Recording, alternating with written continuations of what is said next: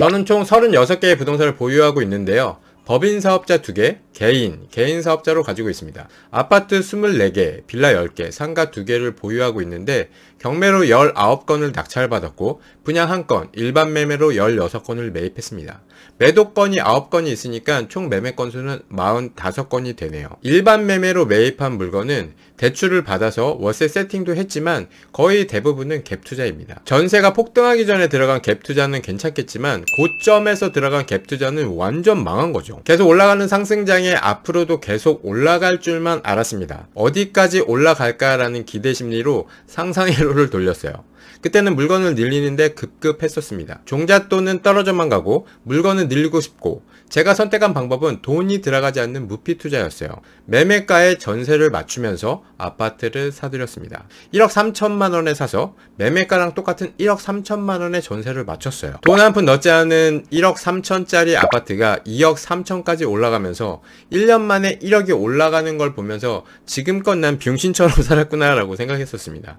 어깨에 뽕이 장난이 아니었죠. 그렇게 매도 계획을 루즈하게 세워두면서 욕심을 부렸기 때문에 매도 타이밍을 놓쳐버렸고 정말 거짓말처럼 빠지기 시작했어요. 매매가 하락과 전세가 하락을 겪으면서 역전세 5천, 역전세 4천, 3천 여기저기 난리도 아닙니다. 지금까지 역전세로 보증금 빼준 돈만 1억이 넘게 들어갔어요. 완전 망한 거죠. 오늘은 갭투자로 망한 저의 사례를 말씀드리고 난생 처음 부동산 시크릿 이 책을 리뷰해 볼게요. 이 책은 월급쟁이 공군 조종사였던 저자가 부동산 투자로 성공한 스토리입니다. 부동산 투자하시는 분들 중 파일럿들이 참 많네요. 재판님, 팔코님, 그리고 박지청님. 하늘 위에서 항공샷으로 부동산을 보는 느낌은 어떨까요? 뭔가 공군 조종사의 실전 투자 훈련법 같은 게 있는 걸까요? 이 책은 내 집 마련, 부동산 투자라는 말만 들어도 한숨을 쉬는 분들은 꼭 보시길 바랍니다. 오늘 영상 끝까지 보시는 분들에게는 난생 처음 부동산 시크릿 이 책을 보내드리도록 할게요. 그럼 바로 시작하겠습니다. 여러분들은 책을 고르실 때 뭐부터 보시나요? 제일 처음에는 겉표지, 제목이 눈에 들어와야 책을 집어들겠죠. 그리고 책을 펴서 목차를 보시나요? 저는 책을 펼치면 제일 먼저 이 부분을 봅니다. 책 귀라고 하나요?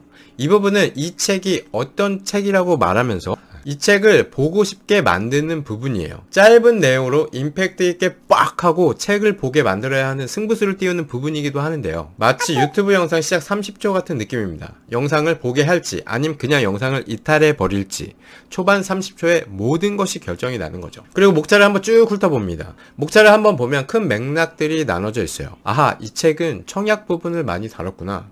재개발 재건축의 내용이 많네. 이 책의 결은 경매 베이스구나. 이 저자는 투자를 많이 해본 사람이구나. 아 뭐야, 투자도 별로 안 해봤는데 이런 책을 쓸 수도 있구나. 뭐 이런 대략적인 책의 색깔이 확인이 됩니다. 그리고 이제 책상에 앉아서 책을 볼 준비를 하죠. 본격적으로 책장을 넘기기 시작해요. 책을 볼 때는 준비물이 필요하죠. 형광펜이나 색깔 볼펜, 그리고 줄을 칠 자가 필요합니다. 전에는 자 없이 그냥 삐뚤빼뚤하게 끄었는데 뭔가 마음이 삐뚤어지는 것 같아서 저는 자를 대고 줄을 칩니다. 이건 성격인 것 같아요. 학교 다닐 때도 노트 정리는 정말 깔끔하게 했습니다. 공감을 하는 부분이나 다시 보고 싶은 부분, 인사이트를 주는 부분을 줄을 쳐둡니다. 화장실이나 실외에서 책을 볼 때는 줄을 칠 수가 없어서 그냥 접어두기도 해요. 그러면 다음에 책을 볼 때는 처음 볼 때처럼 시간이 많이 걸리지 않아요. 우리가 드라마나 영화를 2번, 3번 볼 때는 안 보이는 주인공의 표정이나 디테일한 감정 상태를 확인할 수 있죠. 책도 마찬가지입니다. 여러 번 읽으면서 씹어 먹어야 합니다. 시간을 두고 읽으면 아주 좋아요. 투자를 하기 전에 읽는 것과 투자를 하고 읽는 것은 정말 천지 차이입니다. 특히 졸려서 하품이 나오는 경매책이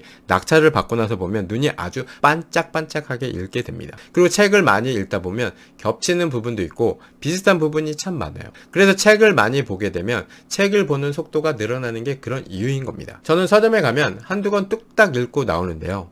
너무 괜찮아서 천천히 보고 싶은 책을 발견하면 그런 책은 이제 구입을 해서 천천히 생각을 하면서 봅니다. 난생 처음 부동산 투자 시크릿 이 책은 집에서 천천히 보고 싶은 책입니다. 이 책은 소액으로 부동산 투자를 시작할 수 있도록 자신만의 노하우가 담겨 있는 책이에요. 투자는 실력도 필요하지만 그 실력을 쌓기 위해서 많은 투자 경험이 필요합니다. 근데 실패한 투자를 한다면 투자는 아무나 하는 것이 아니라면 시장에서 발을 빼게 되겠죠. 그래서 불이익 때 하는 위험한 투자들이 운이 좋아서 성공 투자를 해야 앞으로도 계속 지속할 수 있는 것 같습니다. 첫 단추가 중요하듯 첫 투자가 인생을 바꿔놓는 거예요. 투자는 실력의 영역이기도 하지만 운의 영역이기도 합니다. 가끔 저는 이런 생각을 할 때가 있습니다. 부동산이나 사업이나 일이 잘 풀리게 누군가 뒤에서 도와주는 느낌을 받을 때가 있어요. 다른 가게는 손님이 없는데 우리 가게만 막 손님이 넘쳐 흘러. 누가 계속 손님을 보내주는 듯한 느낌이 있을 때가 있어요. 돌아가신 아버지가 도와주시는 건가 하고 감사하다고 속으로 말씀을 드릴 때도 있습니다. 부동산 투자에서는 이 운이 정말 중요해요. 누구나 시작은 비슷합니다. 싸게만 사려고 가격에만 포커스를 맞춰서 매입을 한다든지, 다른 사람들이 사니까 따라서 산다든지, 그런 식으로 투자를 한다면 실패할 리스크가 아주 높아요. 근데 운이 좋게도 초보 때부터 생각했던 것보다 큰 수익을 낸다면 그렇게 첫 단추를 제대로 끼우게 되면서 스타트가 아주 좋은 거죠. 하지만 이 운이 왔을 때 준비된 사람만이 잡을 수 있는 겁니다. 기회가 찾아왔을 때 그 기회를 놓치지 않고 잡으려면 항상 준비되어 있는 상태로 기다려야 하는 거예요. 난생 처음 부동산 투자 시크릿 저자는 월급과 연금밖에 모르던 시절 수중에 딱 5천만 원이 있었는데요. 이 돈으로 집을 구하려고 보니 전세자금 대출에 신용대출까지 추가로 받아야 겨우 전세를 얻을 수 있는 정도였던 거예요.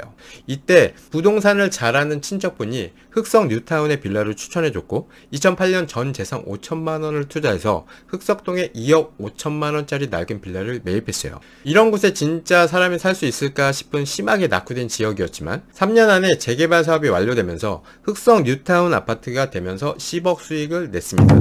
부동산 투자를 잘해서 수익을 얻고 나면 그때부터는 부동산을 하지 말라고 누가 뜯어 말려도 할 수밖에 없게 됩니다. 이 책은 저자가 그동안 공부하고 투자하면서 배운 부동산 투자에 대한 중요 내용들을 정리해 놓았어요. 종잣돈이 몇 천만 원이든 몇 억이든 현재 가진 돈으로 투자할 수 있는 부동산 유형들을 알고 있어야 해요. 먼저 청약, 재개발, 경매 등 다양한 부동산 투자 영역에 대한 이해를 넓히는 것이 중요합니다. 알면 알수록 돈이 없어서 내 집 마련을 못하는 것이 아니라 방법을 몰랐을 뿐이라는 것을 깨닫게 되는 거예요. 같은 공군 조종사 동료 5명의 부동산 투자 사례입니다. 2008년 각자가 사고 싶은 지역의 집을 샀습니다. A. 충남 계룡시, B. 서대전, C. 서울 면목동, D. 경기도 삼송동, E. 서울 흑석동. 15년이 지난 지금 놀랍게도 충남 계룡시와 서대전의 아파트 값은 15년 전 그대로예요. 흑석 뉴타운의 빌라는 새 아파트가 되었고 현재 시세는 15억입니다. 분양가 3억 원의 분양권으로 삼성동 아파트에 입주한 동료는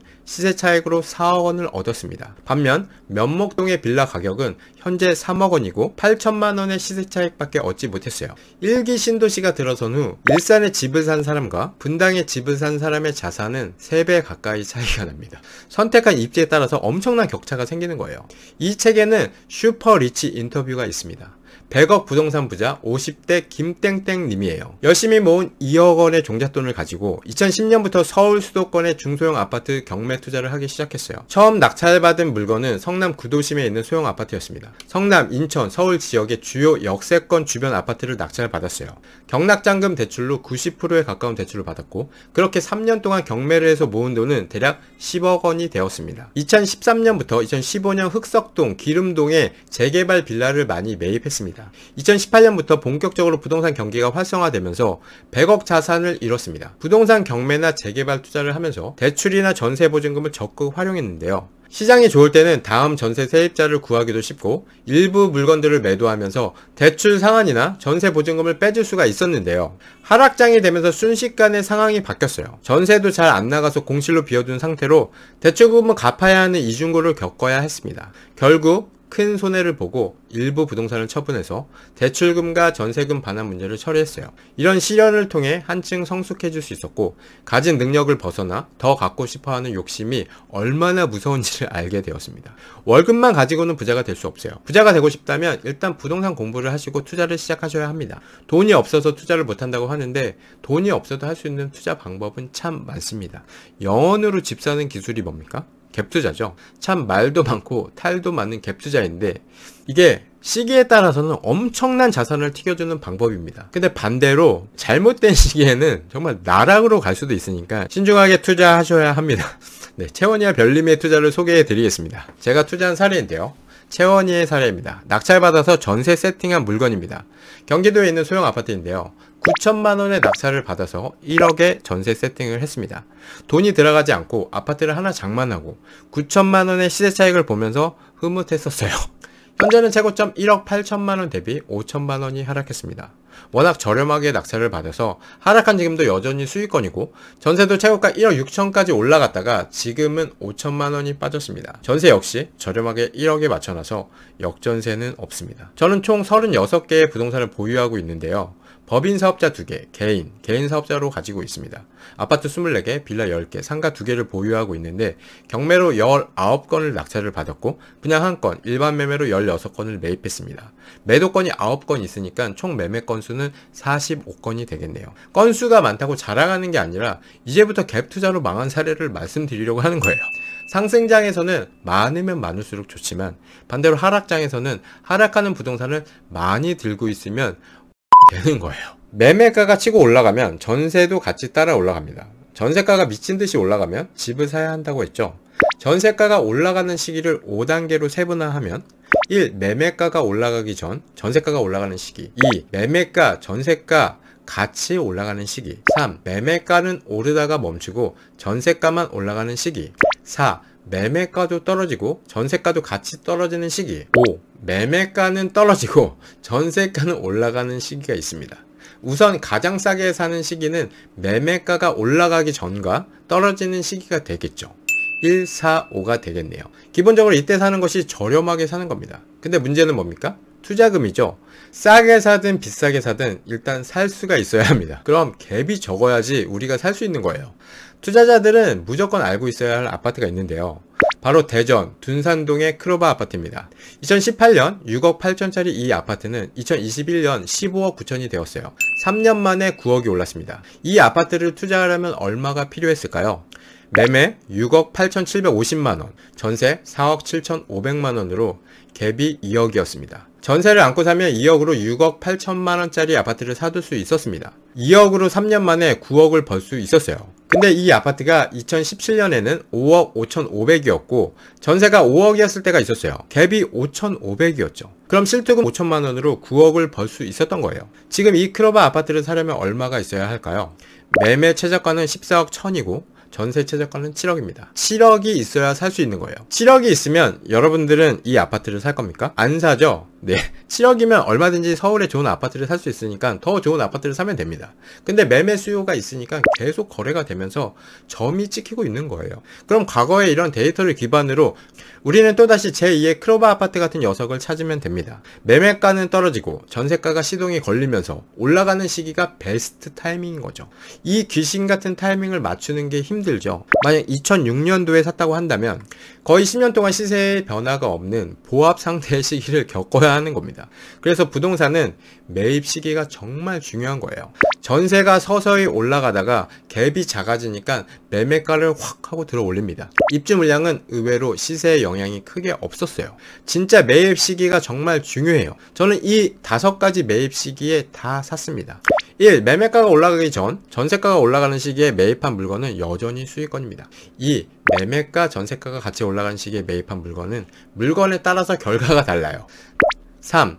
매매가는 멈추고 전세가만 올라가는 시기, 이때가 완전 꼭지였습니다. 이때가 팔아야 하는 시기라는 것을 경험을 통해서 배운 거예요. 4. 매매가는 떨어지고 전세가도 같이 떨어지는 시기, 자산이 증발되는 시기입니다. 역전세를 때려맞고 물건을 정리하면서 손해를 보고 던져야 합니다. 5. 매매가는 떨어지고 전세가는 올라가는 시기, 이 시기를 우리가 이제부터 기다리고 있다가 잡아야 하는 거예요. 별림이의 사례입니다.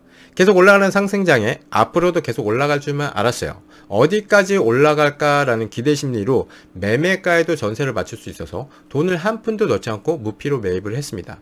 1억 3천만 원에 사서 매매가랑 똑같은 1억 3천만 원의 전세를 맞췄어요. 매매가는 2억 3천까지 올라가면서 1년 만에 1억이 올라가는 걸 본 거죠. 네. 어깨에 뽕이 들어갔더랬죠. 네. 돈 한 푼 안 넣고 이렇게 1억씩 벌 수 있는 게 바로 부동산 투자다. 돈을 이렇게 버는 거야. 이게 바로 부동산 투자라고 자만을 했습니다. 이렇게 자랑질하는 내용으로 영상도 올리면서 구독자도 늘었지만 욕도 엄청 많이 먹었어요.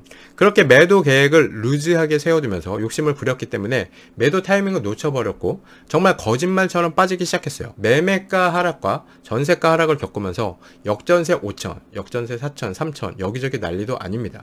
지금까지 역전세로 1억이 넘게 들어갔고 올해 전세가 회복하지 않으면 추가로 1억 정도는 더 들어갈 것 같아요. 완전 망한 거죠. 임차인들은 나이가 적든 많든 쏟아지는 유튜브 트래픽으로 하나같이 임대인을 압박하는 똑같은 스탠스로 움직였고, 돈도 없는 주제에 왜 피 같은 내 돈으로 투기질을 했어? 라는 반응을 보였으며, 만기 날짜 가까이 오면 이런 문자가 옵니다.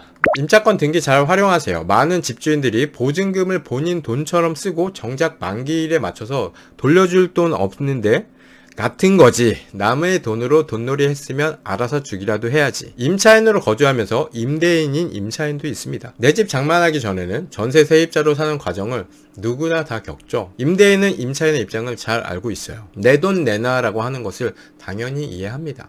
임차인한테는 전 재산인 임차 보증금으로 집을 산 게 맞으니까요. 근데 대부분의 집주인들은 돈이 없습니다. 다음 임차인이 맞춰줘야 빼줄 수가 있는데, 임대인들은 전세 보증금을 그냥 들고 있는 줄 아는 분들이 많아요.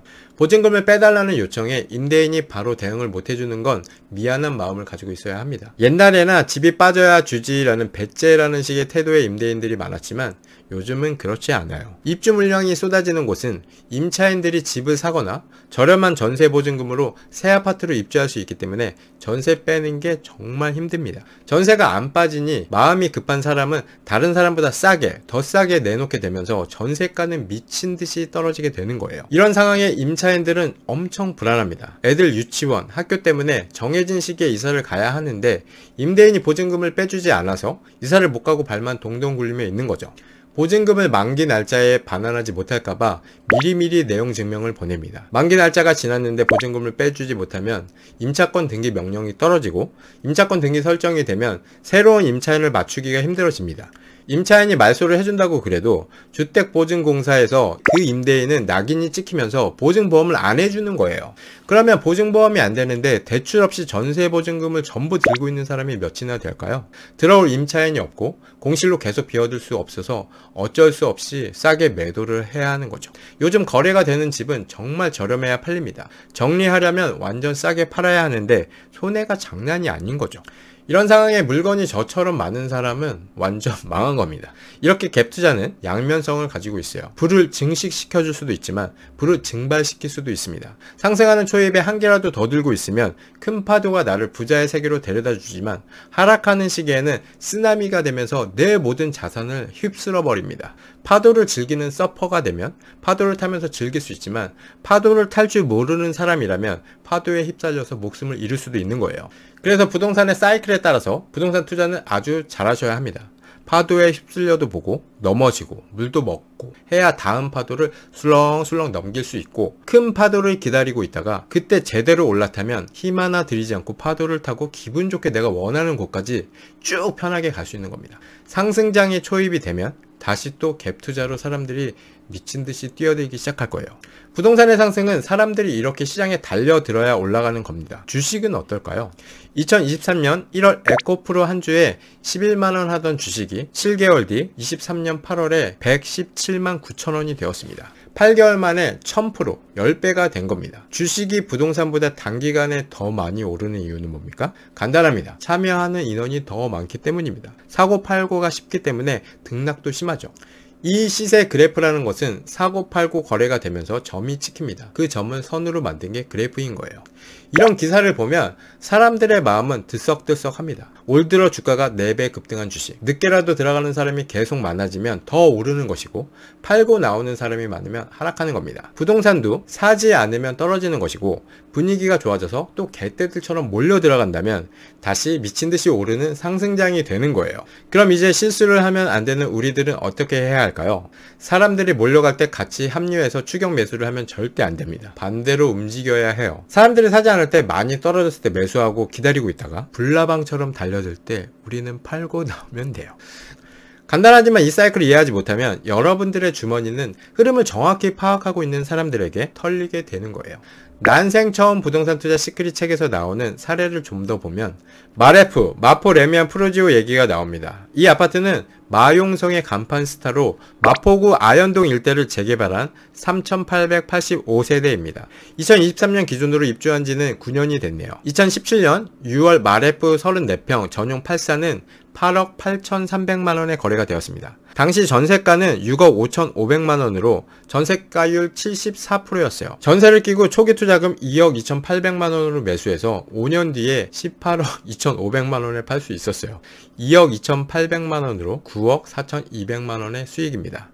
실투자금 대비 수익률 413%예요. 이 9억이라는 돈은 직장 다니고 열심히 저축해서는 죽었다 깨어나도 절대로 벌 수 없는 돈입니다.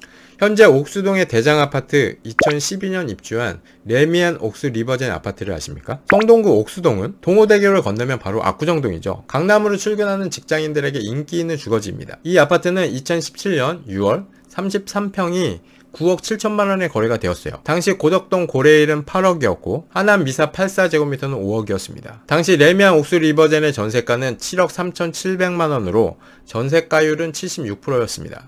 전세를 끼고 2억 3,400만원에 매수를 했다면 5년 뒤 21억원에 팔 수 있었어요. 2억 3,400만원으로 11억 2,900만원의 시세차익을 낼 수 있었던 겁니다. 수익률 482%입니다. 갭 투자는 이런 거예요.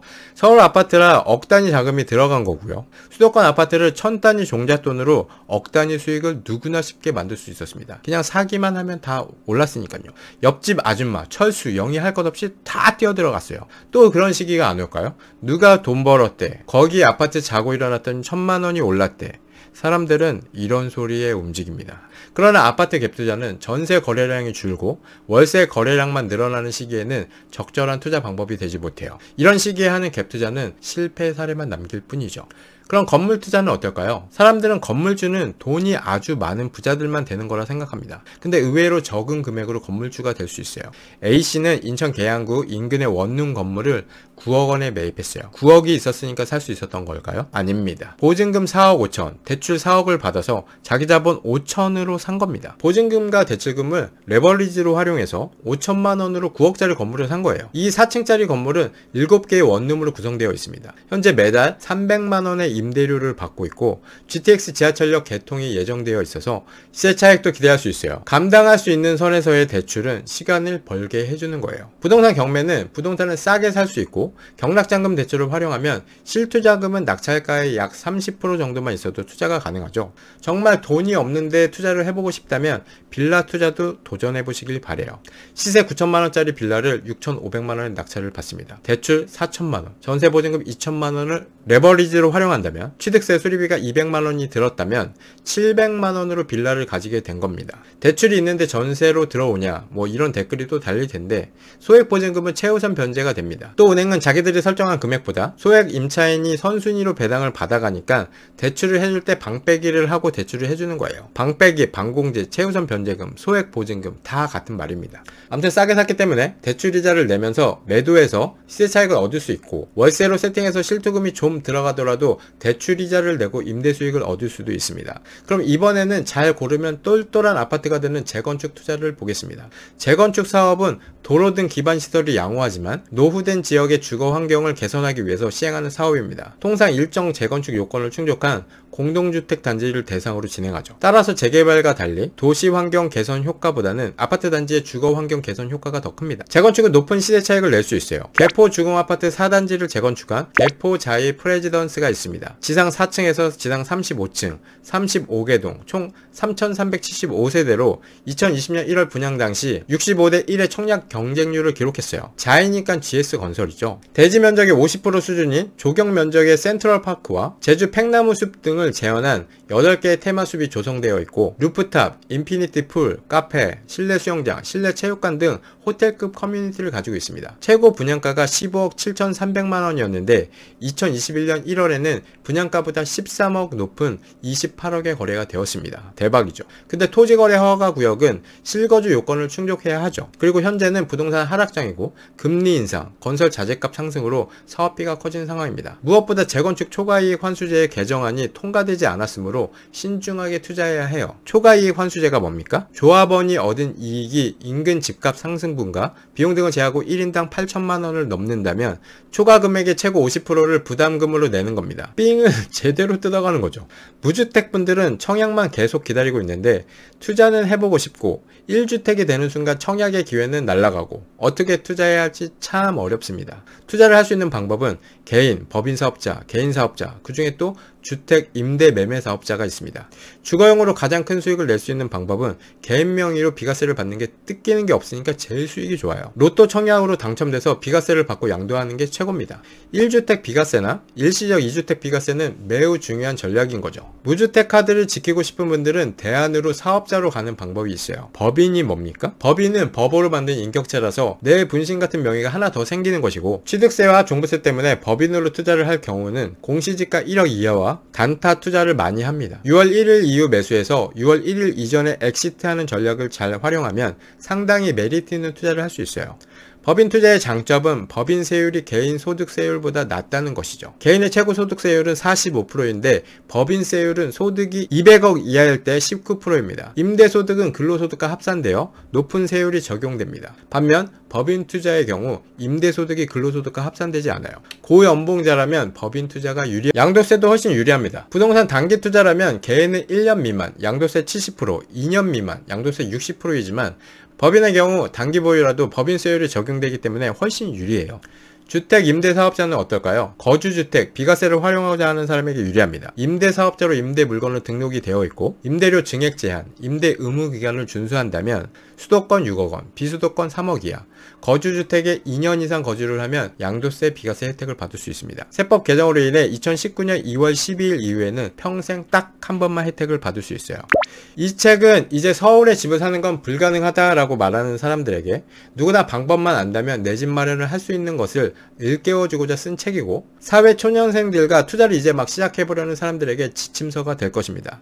재개발, 재건축, 청약, 분양권, 경매, 다양한 투자법을 다루며 난생 처음 부동산 공부를 시작하는 분들에게 종합적인 투자 안목을 기를 수 있도록 도와주는 책이에요. 난생 처음 부동산 투자 시크릿, 이 책을 받아야 하는 이유를 댓글로 적어주시는 분 10분에게 책을 보내드리도록 하겠습니다. 오르는 부동산을 콕 집어 적중시키는 공군 조종사의 레이더 투자법이 궁금하신 분들은 이 책을 꼭 보세요. 그럼 오늘 영상은 여기까지 하겠습니다. 본 영상은 비즈니스북스 출판사로부터 도서를 지원받아 솔직히 작성한 후기임을 말씀드립니다. 감사합니다. 이상 체험별님이었습니다.